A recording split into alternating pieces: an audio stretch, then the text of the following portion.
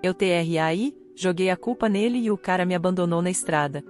Eu tenho 29 anos, ele tem 31, somos casados há 4 anos. No fim de semana passado, fomos convidados para a festa de aniversário de um colega de trabalho dele, a cerca de 45 minutos da nossa casa. Chamamos um Uber porque planejávamos beber. Grande erro. Eu nem sei o que me possuiu para dizer aquilo. Estávamos sentados no banco de trás e ele estava rolando o celular, mal conversando comigo como sempre. O motorista estava com uma música tocando e eu simplesmente explodi. Eu tive um caso com o Marcos da contabilidade. Ele levantou o olhar do celular bem devagar. O que? 3 semanas atrás, no carro dele depois do happy hour. Eu não sei porque continuei falando. Você nunca está em casa. Trabalha até tarde todas as noites. Não me toca há 2 meses. O que você esperava? O motorista do Uber olhou pelo retrovisor, mas não disse nada. O rosto do meu marido ficou completamente vazio. Parou o carro. Estamos na rodovia, cara, disse o motorista. Não me importo. Parou o carro agora. O motorista encostou no acostamento perto de um daqueles pontos de retorno de emergência. Meu marido abriu a porta dele, saiu, então abriu a minha. Sai, você está falando sério? Estamos no meio do nada. Você acabou de me contar que ficou com outro cara porque eu trabalhava demais. Sai, comecei a chorar. Amor, por favor, eu só te contei porque me senti culpada. Eu queria que a gente resolvesse isso juntos. Sua negligência emocional me empurrou para isso. A voz dele estava tão fria. Não ouse me culpar por você ter traído. Sai agora. O motorista do Uber estava sentado com as mãos no volante olhando para frente. Tentei agarrar o braço do meu marido, mas ele se afastou. Vou chamar a polícia se você não sair do meu carro. Não é seu carro, é um Uber. Tudo bem. Senhor, pode por favor pedir para minha esposa sair do veículo para que possamos continuar até nosso destino? O motorista assentiu. Senhora, vou ter que pedir que saia. Eu estava chorando descontroladamente naquele momento. Você não pode simplesmente me deixar aqui. Não tem calçada. Os carros estão passando em alta velocidade. Meu marido se abaixou e me olhou direto nos olhos. Você fez sua escolha quando abriu as pernas pro Marcos. Se vira. Então ele fechou minha porta, deu a volta e entrou do outro lado. O Uber foi embora e me deixou ali parada no acostamento de salto alto e vestido de festa. Liguei pra ele 17 vezes. Bloqueada. Liguei pra minha irmã. Ela disse: você está brincando comigo agora? Você traiu ele e quer que eu vá te buscar? E desligou. Liguei pra minha mãe. Ela disse que não me criou pra ser infiel e que eu precisava resolver minha própria bagunça. Liguei pra minha melhor amiga. Ela disse: eu te avisei pra não contar pra ele daquele jeito. O que há de errado com você? E desligou. Acabei chamando outro Uber e indo pra casa. Ele já tinha estado lá. As roupas dele haviam sumido do armário. Escova de dentes, laptop, sapatos, tudo. Ele limpou metade do banheiro e levou a TV do quarto. Isso foi há 6 dias. Ele não atende minhas ligações, mensagens, nada. O irmão dele veio buscar o resto das coisas ontem enquanto eu estava no trabalho. Gente, essa história está apenas começando e já está absurda. Se você está achando que ela mereceu, deixa o like aqui embaixo. Se você quer saber como essa história termina, se inscreve no canal porque as atualizações são ainda mais chocantes. O irmão dele me disse através da porta que meu marido está pedindo o divórcio e que eu deveria esperar os papéis em breve. Fui até o Marcos chorando e ele literalmente disse: não vou deixar minha namorada por você. Foi só algo físico, como se eu não significasse nada. Minha família ainda não fala comigo. Minha irmã me mandou uma mensagem dizendo: você humilhou na frente de um estranho e ainda tentou culpá-lo pela sua traição. Você está por conta própria. Eu sei que estraguei tudo. Sei que a forma como contei foi horrível, mas ele nem me deu uma chance de explicar que eu só traí porque ele parou de me fazer sentir desejada. Ele trabalhava 60 horas por semana. Dorme no sofá na maioria das noites. Não tínhamos uma conversa de verdade há meses. Eu me sentia invisível. Tenho dormido na nossa cama sozinha usando uma camiseta velha dele e não consigo parar de chorar. Deixei um recado de voz ontem implorando para ele ir à terapia de casal comigo. Ele mandou uma mensagem de texto de volta: não há nada para fazer terapia. Você é uma traidora e mentirosa. Apaga meu número. Todo mundo está agindo como se eu fosse um monstro, mas ninguém está perguntando porque eu me sentia tão sozinha no meu casamento que procurei atenção em outro lugar. Ninguém está considerando que talvez ele compartilhe parte da culpa por ter se desconectado emocionalmente e criado o ambiente onde isso aconteceu. Eu só queria que ele lutasse por nós. Em vez disso, ele me jogou fora como se eu fosse lixo. Então, eu pergunto, eu estava realmente tão errada pela forma como contei? Quer dizer, sim, o timing foi péssimo, mas pelo menos eu fui honesta. Atualização 1, os papéis do divórcio. Recebi os papéis do divórcio no trabalho há 3 dias, e meu chefe me mandou embora porque tive um colega colapso total na sala de descanso. O oficial de justiça caminhou direto até minha mesa na frente de todos, perguntou se eu era eu, me entregou o envelope e foi embora. Eu sabia o que era imediatamente. Minhas mãos tremiam tanto que mal conseguia abrir. Quando finalmente consegui e vi a petição de dissolução do matrimônio no topo, simplesmente comecei a chorar ali mesmo. Uma colega teve que me levar ao banheiro. Eu não conseguia me controlar. Continuei pensando em como ele não falaria comigo, não me daria uma chance de consertar isso, e agora ele estava realmente fazendo aquilo. Meu chefe me encontrou no chão do lado de fora do banheiro 20 minutos depois e me disse para ir para casa e tirar o resto da semana. Ela não disse de forma maldosa, mas eu podia ver que estava desconfortável. Todo mundo sabe agora. Todo mundo me viu receber os papéis. O documento dizia que ele quer a casa vendida e dividida 50-50, todas nossas contas conjuntas divididas, está me pedindo para pagar metade dos honorários do advogado dele porque ganhamos salários similares. Há uma data de audiência marcada para fevereiro. Estava diferenças irreconciliáveis como motivo, mas havia uma página separada dizendo que ele se reserva o direito de buscar um divórcio por culpa se eu contestar qualquer coisa, o que eu acho que significa que ele vai trazer a traição para corte se eu lutar contra ele. Liguei para ele do estacionamento. Bloqueada. Mandei mensagem do telefone da minha mãe. Por favor, não faça isso. Podemos resolver qualquer coisa. Eu te amo. Ele respondeu em 2 minutos. Pare de usar telefones de outras pessoas para me contatar. Assine os papéis ou não, mas estamos acabados de qualquer jeito. Meu advogado vai cuidar de tudo daqui pra frente. Foi isso. Foi tudo que recebi. Dirigi até o apartamento do irmão dele porque eu sabia que era lá que ele estava ficando. O irmão dele atendeu a porta e fisicamente me impediu de entrar. Disse que o irmão dele não queria me ver e que eu precisava ir embora. Implorei para ele me deixar falar por 5 minutos. Ele disse não. Tentei passar por ele e ele fechou a porta na minha cara. Fiquei sentada no meu carro do lado de fora do prédio por 2 horas esperando que ele saísse. Ele nunca saiu. Eventualmente, o irmão dele desceu e bateu na minha janela e disse que se eu não fosse embora, ele chamaria a polícia por invasão de propriedade. Fui para casa e a casa parecia um túmulo. Tudo me lembrava dele. Não conseguia dormir na nossa cama, então estou no sofá há 4 noites. Faltei no trabalho pro resto da semana. Meu chefe foi compreensivo, mas eu podia ouvir a preocupação na voz dela. O tipo de preocupação que significa que ela está preocupada com o meu desempenho no trabalho. Minha irmã finalmente me ligou ontem, não para me consolar, para gritar comigo. Ela disse que a mãe contou que eu apareci na casa dela bêbada na terça-noite, implorando para ela ligar para ele. Eu nem lembro de ter ido lá. Lembro de ter bebido meia garrafa de vinho e entrado no meu carro, mas o resto está vazio. Aparentemente, eu estava histérica dizendo que não podia viver sem ele e faria qualquer coisa. Minha mãe teve que me ajudar até o quarto de hóspedes e eu desmaiei. Acordei às 6 da manhã ainda de roupa e dirigi para casa antes dela acordar. Minha irmã disse que estou envergonhando toda a família, que eu traí, fui pega, e agora preciso aceitar as consequências como uma adulta em vez de persegui-lo e assediar a família dele. Ela disse que ele é um homem bom que merece coisa melhor, que eu deveria ter vergonha de tentar manipulá-lo para me aceitar de volta, mas eu não estou tentando manipulá-lo. Só quero que ele entenda que cometi um erro horrível e estou arrependida. Quero que ele veja que nosso casamento vale a pena lutar. Contei isso pra ela e ela riu. Realmente riu. Ela disse: você não achou que valia a pena lutar quando estava com o Marcos? Achou? Não comi em 3 dias. Perdi 6 quilos. Estou com uma aparência horrível. Meus olhos estão inchados o tempo todo de tanto chorar. Tive que deletar minhas redes sociais porque os amigos dele ficavam comentando nas minhas postagens me chamando de traidora e destruidora de lares. Uma garota que nem conheço me mandou uma mensagem dizendo: espero que você termine sozinha pra sempre. Você merece isso. Marcos não fala comigo desde aquele dia que fui até ele chorando. Ele tem me evitado no trabalho. Costumávamos conversar na máquina de café toda manhã, mas agora quando ele me vê chegando, ele vai pro outro lado. Encurralei ele na garagem do estacionamento ontem e perguntei se ele sentia alguma culpa pelo que fizemos. Ele disse: somos 2 adultos que fizeram uma escolha. Não vou arruinar meu relacionamento porque você arruinou o seu. E então entrou no carro e foi embora. Sinto que estou enlouquecendo. Não consigo me concentrar em nada. Fico repetindo aquela noite no Uber sem parar. Por que contei daquele jeito? No que eu estava pensando? Eu poderia ter esperado. Poderia ter sentado com ele em casa em particular. Poderia ter escrito uma carta. Em vez disso, simplesmente soltei na frente de um estranho enquanto estávamos presos na rodovia. Minha terapeuta, que comecei a ver há 3 dias, me perguntou por que escolhi aquele momento. Eu disse: não sei. Ela insistiu, disse que tinha que haver um motivo. Finalmente admiti que acho que parte de mim queria machucá-lo. Queria que ele se sentisse tão invisível e indesejado quanto eu estava me sentindo. Ela perguntou se funcionou. Comecei a chorar e não consegui responder. A pior parte é que continuo pensando na expressão no rosto dele quando eu disse. Ele parecia destruído, como se eu tivesse batido nele fisicamente. E então aquela expressão se transformou em nada, apenas vazio, vazio. Nunca vi ele me olhar daquele jeito antes, como se eu fosse uma estranha, como se eu não significasse nada pra ele. Liguei pra mãe dele ontem à noite. Ela atendeu, ouviu minha voz e disse: "Não tenho nada para dizer para você", e desligou. Tentei de novo. Ela me bloqueou. Todo mundo me bloqueou. A família inteira dele. A maioria dos nossos amigos em comum, pessoas que conheço há anos, não retornam minhas ligações. Estou completamente sozinha nisso e ninguém se importa que eu estou desmoronando. Atualização 2: fui demitida ontem e é completamente culpa dele. O RH me chamou para uma reunião sem aviso. Meu gerente estava lá, alguém do jurídico que nunca tinha visto antes, e a diretora de RH. Eles tinham impressões de cada e-mail que mandei pro Marcos no último mês. Acontece que ele estava encaminhando todos pro RH com carimbos de data e hora. A diretora de RH deslizou a pilha pela mesa. Recebemos várias reclamações sobre sua conduta em relação a um colega de trabalho. Isso viola nossa política de assédio. Tentei explicar que o Marcos e eu tínhamos um relacionamento. Ele estava tão envolvido quanto eu, mas ela me interrompeu. O Sr. Shen forneceu documentação mostrando que pediu repetidamente para você parar de contatá-lo. Você continuou mesmo assim, Sr. Shen, como se ele fosse algum estranho e não o cara que estava com as mãos em cima de mim no carro dele um mês atrás. Ele está mentindo. Ele queria tanto quanto eu. Meu gerente parecia desconfortável. O cara do jurídico permaneceu imparcial. A diretora de RH puxou mais papéis. Temos e-mails onde ele explicitamente pede que você mantenha limites profissionais. Você respondeu aparecendo na mesa dele várias vezes, esperando por ele na garagem do estacionamento e mandando mensagens pessoais através do sistema da empresa, porque ele estava me ignorando. Isso não é desculpa para assédio no local de trabalho. Me demitiram com efeito imediato. Me levaram até minha mesa com segurança enquanto eu embalava minhas coisas numa caixa de papelão. Todo mundo assistiu. Marcos nem estava lá. Provavelmente se escondeu numa sala de conferência para não ter que ver. Covarde. Tentei ligar para minha advogada do estacionamento, mas ela não atendeu. Deixei uma mensagem de voz perguntando se eles podiam me demitir por isso. Ela ligou de volta uma hora depois e disse que sim, absolutamente podiam me demitir. E eu realmente assediei um colega de trabalho depois de tudo que ela tinha me alertado. Não tenho emprego agora. Sem renda. Os papéis do divórcio ainda sem assinar na minha mesa porque estive paralisada demais para tocá-los. Minha conta poupança tem talvez 2 meses de pagamentos da hipoteca antes de eu ficar completamente quebrada. Apareci no trabalho dele ontem e foi pior do que qualquer um poderia ter previsto. Sei que minha terapeuta disse para não ir, sei que todo mundo me disse para ficar longe, mas eu não aguentava mais. 2 semanas de silêncio, números bloqueados, papéis do divórcio na minha mesa sem assinar porque não consigo me obrigar a fazer isso. Eu só precisava ver o rosto dele. Precisava que ele olhasse para mim e me dissesse que realmente acabou. Esperei no estacionamento até a hora do almoço. Assisti pessoas indo e vindo. Finalmente o vi saindo com 2 caras do departamento dele. Ele estava rindo de algo que um deles disse. Realmente rindo. Como se o mundo inteiro dele não tivesse acabado de desmoronar. Como se eu não existisse. Saí do meu carro e chamei o nome dele. Ele parou no meio da risada e todo o rosto dele mudou. Os caras com ele pareciam confusos. Ele disse algo para eles e eles se afastaram, mas continuaram olhando para trás. Você precisa ir embora, ele disse. Nem chegou mais perto. Ficou a cerca de 3 metros de distância de mim. Eu só quero conversar. 5 minutos, por favor. Não temos nada para conversar. Minha advogada está cuidando de tudo. Não vou assinar os papéis. Podemos ir para terapia. Podemos consertar isso. Ele riu, mas não foi uma risada de verdade. Consertar isso? Você traiu e depois me culpou por isso. Não há nada para consertar. As pessoas estavam começando a olhar. Eu podia vê-las diminuindo o passo enquanto passavam, fingindo não estar ouvindo. Cometi um erro em 4 anos. Isso tem que contar para alguma coisa. Foram 3 semanas de erros. Você não tropeçou e caiu no cara dele uma vez. Você fez uma escolha todo dia por 3 semanas de continuar mentindo para mim. Minha voz falhou. Você me afastou. Parou de me tocar. Parou de falar comigo. Eu me sentia invisível. Então você ficou com outra pessoa e depois me emboscou com isso num Uber. Ele balançou a cabeça. Você sabe como aquilo foi humilhante? Aquele motorista provavelmente contou para todo mundo que conhece sobre a mulher louca que confessou ter traído no banco de trás dele. Me desculpa. Sinto muito. Não sei o que mais você quer que eu diga. Não quero que você diga nada. Quero que você assine os papéis e me deixe seguir em frente com minha vida. Dei um passo em direção a ele e ele deu um passo para trás. Não, estou falando sério. Não chegue mais perto. Você nem me deixa te tocar. Você perdeu esse direito quando tocou outra pessoa. Comecei a chorar. Não consegui evitar. Não consigo fazer isso sem você. Não consigo dormir. Não consigo comer. Entrei num plano de melhoria de desempenho no trabalho porque não consigo me concentrar. Estou desmoronando. Isso não é mais problema meu. A frieza na voz dele quebrou algo dentro de mim. Caí de joelhos ali mesmo no estacionamento. Por favor, não faça isso. Farei qualquer coisa. Vou sair do meu emprego para nunca mais ver o Marcos. Vou fazer terapia todo dia. Farei o que você quiser. Levanta. Você está fazendo uma cena. Não me importo. Preciso que você me perdoe. Ele olhou em volta e eu podia ver pessoas filmando nos telefones. Meu Deus. Levanta agora ou vou chamar a segurança. Você realmente não me ama ama mais? Depois de tudo que passamos, nem sei mais quem você é. A pessoa com quem casei não teria feito isso. A segurança estava vindo. 2 caras de uniforme. Meu marido acenou para eles. Ela é minha ex-esposa. Ela não me deixa em paz. Não sou sua ex-esposa. Ainda somos casados. Os seguranças me pediram para deixar a propriedade. Recusei. Disse que tinha todo o direito de falar com meu marido. Eles disseram que se eu não fosse voluntariamente, chamariam a polícia. Meu marido apenas ficou parado assistindo enquanto me escoltavam até meu carro. A audiência foi pior do que imaginei. Apareci pensando que talvez se o juiz me visse, ou visse meu lado, entenderia que eu não era perigosa, apenas desolada. Minha advogada me disse para não falar a menos que me fizessem uma pergunta direta. O advogado dele apresentou tudo. Capturas de tela de mensagens que mandei de números diferentes depois de ser bloqueada. Filmagens de segurança do complexo de apartamentos do irmão dele mostrando meu carro lá 7 vezes diferentes em 2 semanas. Carimbos de data e hora em e-mails pro Marcos. O vídeo do estacionamento que de alguma forma virou evidência. Declarações do colega de trabalho dele que testemunhou eu criando uma perturbação. O juiz mal olhou para mim, perguntou se eu tinha algo a dizer em minha defesa. Minha advogada apertou meu braço por baixo da mesa como aviso, mas não consegui ficar quieta. Eu o amo. Cometi um erro e estou tentando consertar. Isso não é assédio. Isso é lutar pelo meu casamento. O juiz disse: senhora, seu casamento acabou quando você cometeu infidelidade e seu marido pediu o divórcio. Continuar a contatar alguém depois que explicitamente te pediram para parar é assédio, independentemente dos seus sentimentos. Concedeu a ordem de restrição por 2 anos. Não posso chegar a 500 pés dele, do local de trabalho dele, da residência do irmão dele ou da academia que ele frequenta. Minhas mãos estavam tremendo tanto que não conseguia segurar a caneta quando me fizeram assinar o reconhecimento. Fui direto do tribunal pro escritório da minha advogada e assinei os papéis do divórcio. Nem li, apenas assinei onde ela apontou. Ela pareceu aliviada. Arquivou naquela tarde. Atualização 3. Assinei os papéis 2 dias depois da ordem de restrição ser aprovada. Meu ex-marido vai se casar de novo em 3 meses. A casa foi vendida há 3 semanas. Estávamos devendo na hipoteca, então depois de pagar isso e as taxas do corretor, saí com 11 mil reais. Ele recebeu o mesmo. Tudo que construímos juntos por 4 anos se resumiu a 11 mil reais cada. Estou morando num apartamento tipo kitchen agora do outro lado da cidade. É pequeno e as paredes são finas e consigo ouvir a TV dos meus vizinhos através do chão. Todos os meus móveis são do Marketplace do Facebook. Minha cama é um colchão no chão. Como cereal no jantar na maioria das noites porque ainda não consigo pagar compras de supermercado depois de pagar aluguel e contas. Ainda não encontrei um novo emprego. Tenho me candidatado em todo lugar, mas tenho que explicar a lacuna no emprego e por que saí da minha última posição. Demitida por assédio no local de trabalho não fica bem nas candidaturas. Tive 2 entrevistas. Ambas não deram em nada. Minha irmã ligou no mês passado. Primeira vez que conversamos em quase 3 meses. Ela disse que se sentia mal sobre como as coisas terminaram entre nós e queria ver como eu estava. Comecei a chorar no segundo em que ouvi a voz dela. Ela me deixou falar por um tempo. Não interrompeu. Quando terminei, ela disse: sinto muito pelo que você está passando. Sinto mesmo. Mas você precisa aceitar que essa é a consequência das suas escolhas. Eu sei, sabe mesmo, porque pelo que a mãe me conta, você ainda está falando dele como se vocês fossem voltar algum dia. Tenho dito à minha mãe durante nossas ligações mensais obrigatórias que talvez depois de algum tempo passar, depois que eu colocar minha vida em ordem, ele veja que mudei e possamos tentar de novo. Isso nunca vai acontecer, minha irmã disse. Você precisa seguir em frente de verdade dessa vez. Descobri sobre o noivado pelo Facebook. Uma das nossas antigas amigas em comum postou parabéns numa foto. Cliquei mesmo sabendo que não devia. Era a mulher da academia. Ela tinha a mão levantada mostrando um anel. Simples, bonito, não como o meu tinha sido. A legenda dizia: ele pediu e eu disse sim. Mal posso esperar para casar com meu melhor amigo. Eles estão namorando há 4 meses. Fiquei olhando aquela foto por 1 hora. Ela parecia feliz, ele parecia feliz, realmente feliz. Não era o sorriso falso que ele me dava nas fotos no final. Um sorriso de verdade que alcançava os olhos. Cliquei no perfil dela. Ela tem 28 anos, trabalha com fisioterapia, faz voluntariado no abrigo de animais nos fins de semana. Todas as fotos dela mostram ela fazendo trilha, na praia com amigos. Vida normal, vida estável. Tudo que eu não era. Os comentários na foto do noivado estão cheios de apoio. A mãe dele comentou: tão feliz por vocês dois, com um emoji de coração. O irmão dele comentou: bem-vindo à família. Vários amigos dizendo que eles eram perfeitos juntos, e podiam ver como ele estava feliz agora. Um comentário de alguém que não reconheci disse: depois de tudo que ele passou, ele merece isso. O divórcio foi finalizado há 6 semanas. Recebi o decreto oficial pelo correio. Não senti nada quando abri. Apenas mais um pedaço de papel. Estou legalmente solteira agora. Legalmente apagada da vida dele. Não entrei em contato com ele desde a ordem de restrição. Nenhuma vez. Já fazem quase 5 meses. Eu quero. Todo dia eu quero. Mas estou apavorada de ir pra cadeia. E sinceramente, qual seria o ponto? Ele está noivo de outra outra pessoa. Ele está construindo uma nova vida. Eu sou apenas o erro que ele deixou para trás na rodovia. Minha terapeuta, a nova que encontrei e que realmente me manteve como paciente, diz que estou mostrando sinais de transtorno depressivo maior. Prescreveu remédios que me fazem sentir entorpecida, mas pelo menos não estou mais chorando em público. Pequenas vitórias. Eu o vejo às vezes, não de propósito. Essa cidade não é grande o suficiente para evitar alguém para sempre. Vi ele no Target há 2 meses. Ele estava com ela, indo de algo na seção de decoração escolhendo porta-retratos. Deixei meu carrinho no meio do corredor e saí. Fiquei sentada no meu carro hiperventilando por 20 minutos. Vi ele numa cafeteria mês passado. Ele estava sozinho trabalhando no laptop. Fiquei do lado de fora por 15 minutos tentando decidir se entrar violaria a ordem de restrição. Decidi que violaria. Fui para uma cafeteria diferente do outro lado da cidade. O pior foi há 3 semanas. Eu estava num semáforo e eles pararam do meu lado. Os dois no carro dele. Ela estava no banco do passageiro onde eu costumava sentar. Eles estavam cantando junto com algo no rádio. Nem me notaram. O sinal mudou e eles foram embora e eu fiquei ali até alguém buzinar atrás de mim. Não sou mais a mesma pessoa que era há 1 ano. Aquela pessoa era casada, tinha uma carreira, tinha família que falava com ela. Essa pessoa mora sozinha no apartamento kitchen, trabalha meio período num call center por R$ 14